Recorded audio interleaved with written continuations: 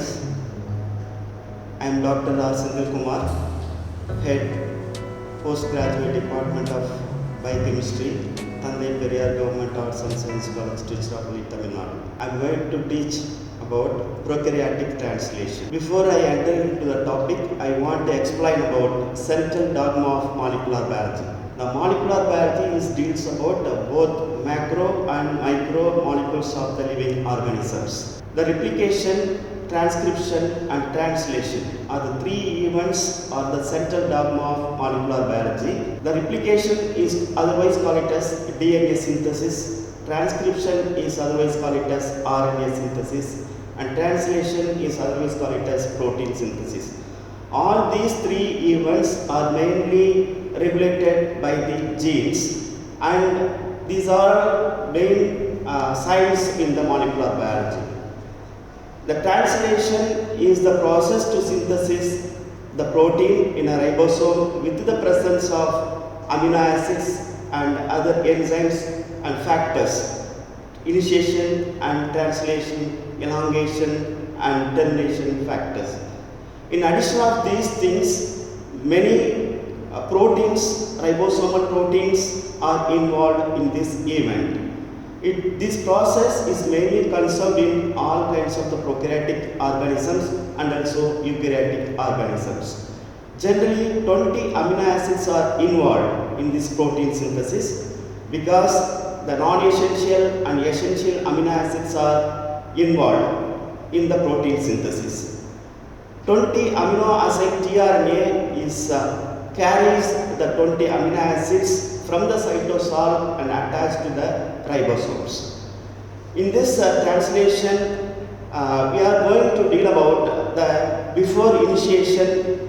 There are 5 processes there. One is the DNA act as template for the synthesis of RNA. The second one, mRNA is processed and formed codons. And third one, synthesis and activation of amino acid tRNA. And fourth one, the amino acid tRNA is attached with the ribosomes of the 30th subunit, and then followed the initiation process will be started. So before initiation, these 4 things are important. So this is the ribosomes. Ribosomes is the machinery part of the translation. The prokaryotic organisms has 50s and 30s subunit to form 70s ribosomal unit. And also the eukaryotic ribosomes are 80s and it has 2 main subunits, one is 60s subunit and 40s subunit. But in these ribosomes only involved in the translation, and addition of this the mRNA, rRNA and tRNA. These 3 RNAs are also important to involve in this translational event. Not only these RNAs, and addition of many kinds of the enzymes like peptidyl transferases, amino acid tRNA synthetase and translocase enzymes. In the first process is activation amino acid tRNA synthesis by the help of the amino acid tRNA synthetase enzymes. Generally, the amino acids are inactive in nature in the cytosol. After initiation started, the amino acids get activated by the help of the enzyme amino acid tRNA synthetase. This amino acid tRNA synthetase, which is helpful to make first process is adenylation, because the ATP molecules gives the energy, and addition of this energy component, and then the amino acids will be attached with the tRNA molecule to form amino acid tRNA. Generally, the amino acids are binded with the ATP molecule. By the help of the amino acid tRNA synthetase, it makes amino acid tRNA, and addition of utilization of the triphosphate, it makes AMP and pyrophosphate. Then the hydroxyl group of the tRNA only get attachment of the amino acids of the carbonyl group of the amino acids by the help of the amino acid tRNA synthetase. The second process is charging nature, because the amino acids has both positive and negative charge, but in this reaction the negative charge is very important, because the tRNA has a hydroxyl group. That's why the amino acids get the negative nature, then only it bind easily with the amino acid tRNA molecule. Then the initiation after activation of amino acids by the help of the amino acid tRNA, the initiation of the translation process will be started. How the initiation will be started? Because before going to start the translation or protein synthesis, the ribosomal component will be dissociated. Because I already told that the ribosomes is a prokaryotic organisms has only 70S ribosomes. The 70S ribosomes is mainly composed of 50S ribosomal subunit, it is a very large unit, and 30S subunit, it is very small unit. So the both units are dissociated and form 70S subunit. The dissociation is very important, because when it is associated, the RNA molecules doesn't bind with the subunits of ribosomes. That's why the initiation factors are also important for the initiation of the translation event. There are three kinds of the factors. Initiation factors are there: initiation factor 1, initiation factor 2, and initiation factor 3.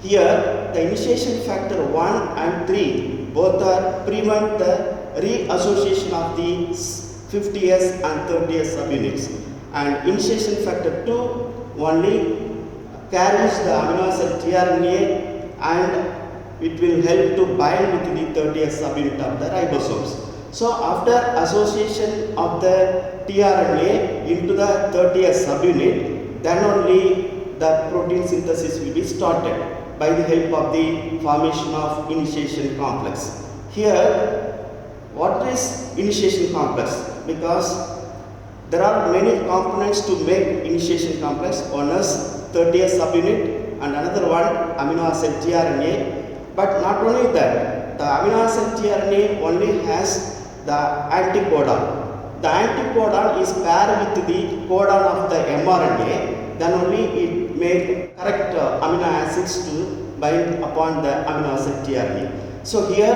the anticodon codon pairing is very important.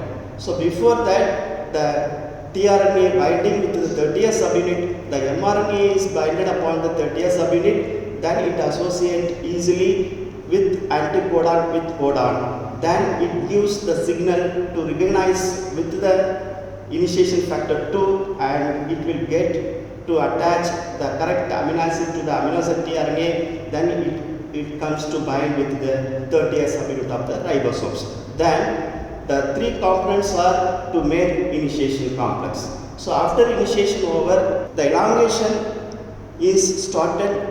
Here the second amino acid tRNA is attached with the another site, because the ribosomes has two sites. One is P site and another one A site. The P site is called as peptidyl site and A site is called as amino acid site. The first amino acid is attached with the P site only, because the P sites is only allow the formyl methionine. In the prokaryotic translation event, the first amino acid is formyl methionine, because the formyl methionine is formed by the help of the formyl transferase enzymes, because these enzymes which is helpful to transfer the formyl group from the N10 formyl tetrahydrofolate. Then the formyl group is transferred to the methionine to form formyl methionine. The formyl methionine is the initiation amino acid component in a prokaryote.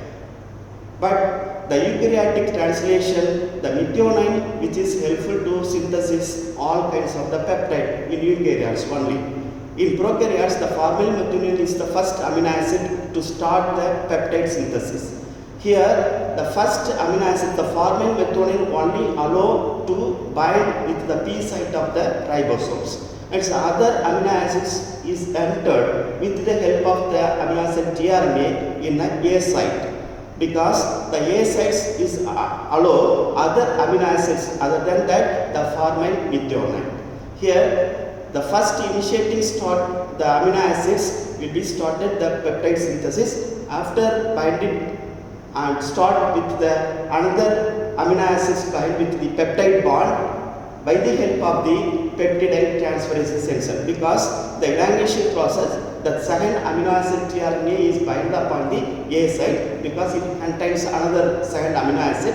That amino acid is bind upon the first amino acid, that means primary or initiating amino acid, using with the covalent bond or peptide bond. The second amino acid is attached with the first amino acid by the function is called as the peptide transferase sensor, because the first amino acids of the P site will move to the A site, because the second amino acids get attached with the first amino acid by the enzyme is called as peptide transferases. Further amino acids sequentially bind with the third one, fourth one, fifth one, like this. The peptide bond will be synthesized using with the peptide bond. Then here the second amino acid tRNA is bind with the A site of the ribosomes by the help of three factors: elongation factor Tu, elongation factor Ts, and elongation factor G. There are three factors are very important, because the EFTU, elongation factor, temperature unstable factor, only get the second amino acid tRNA with the presence of the amino acid, then it comes to carries and attach with the another ribosomal moiety with the help of this EFTU. Then the EFTU needs some kinds of the energy molecules. The energy is gives up the GTP molecule. The GTP is utilized by the EFTU. Then the second amino acid tRNA is carried and it will goes to bind with the ribosome moiety. So after utilization of energy from the GTP, it elevates GDP molecule. Then the GDP molecules further is converted into GTP by the help of another factor is called as EFTU, TS, because EFTU only carries the amino acid tRNA with the function of GTP molecule. With the energy is utilized by the GTP molecule, then it will attach to the ribosome. But after utilization over, the GTP is converted into GDP. The GDP is converted into GTP, then the GTP molecule is utilized by the EFTU. So here the GDP, how it is converted to GTP means it EFTS only gives some kinds of the energy molecule to the GDP. The GDP is converted to GTP. Then the GTP is utilized by the EFTU. So another factor EFG.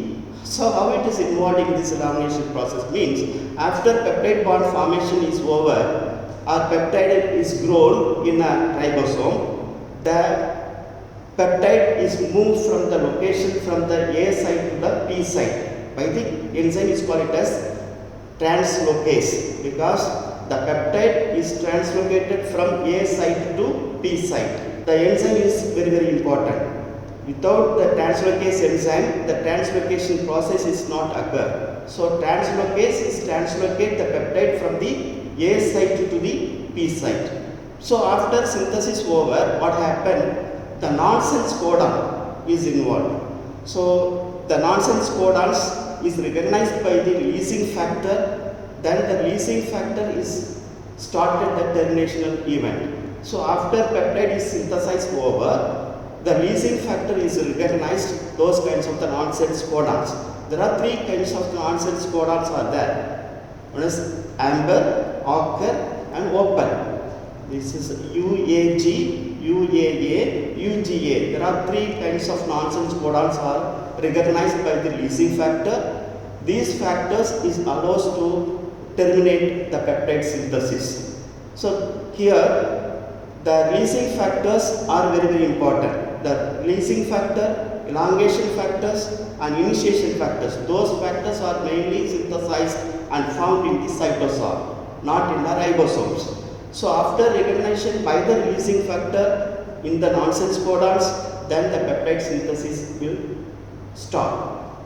So after terminate the protein synthesis, the peptide is released from the ribosomes. Already I told that the ribosomes is the machine part. So after synthesis over, so all the units will be dissociated from the machinery part. the ribosomes is allows to release the peptide, tRNA, mRNA. So after synthesis over, those components are released, then the protein synthesis will be stopped. So before started the translation event, then the association, dissociation process will be very important.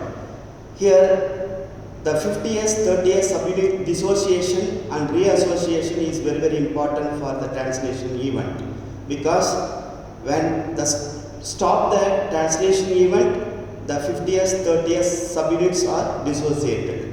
So after initiation of the complex, initiation complex is formation, then the 50S, 30S subunit reassociation will be takes place. So after initiation is started, then the reassociation is started. Here the termination, the dissociation of the subunits are involved. So the dissociation and reassociation is very important in a translational event.